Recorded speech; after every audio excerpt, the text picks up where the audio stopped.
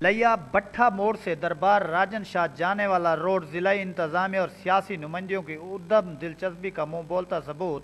جگہ جگہ روڈ پر عرصہ تقریباً 10 سال سے پڑے گڑے کئی انسانی جانوں کا خاتمہ کر چکے ہیں۔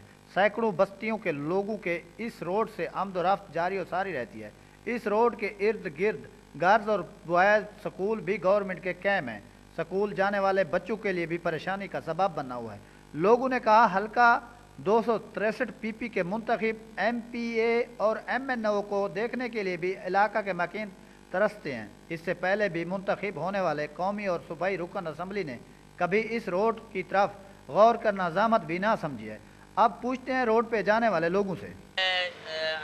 گنجان آبادی والا روڈ ہے، یہاں پہ گورنمنٹ کی کوئی توجہ بھی نہیں ہے، نہ کوئی ترقیاتی کام کر رہی ہے گورنمنٹ، نہ کچھ اور بھی کر رہی ہے، بلکہ یہ تو ہے سکول بھی نال ہے، یہ ٹوٹا پھوٹا روڈ ہے، ان کو پڑ جاتی ہے۔ یہ جو ہے نا جو سیاسی ہے یہ صرف اور صرف فقط نماز جنازوں میں یا ایسی ویسی جگہ میں ملتے ہیں، اگر ان کے گھر میں جاؤ تو وہاں پر ملتے بھی نہیں۔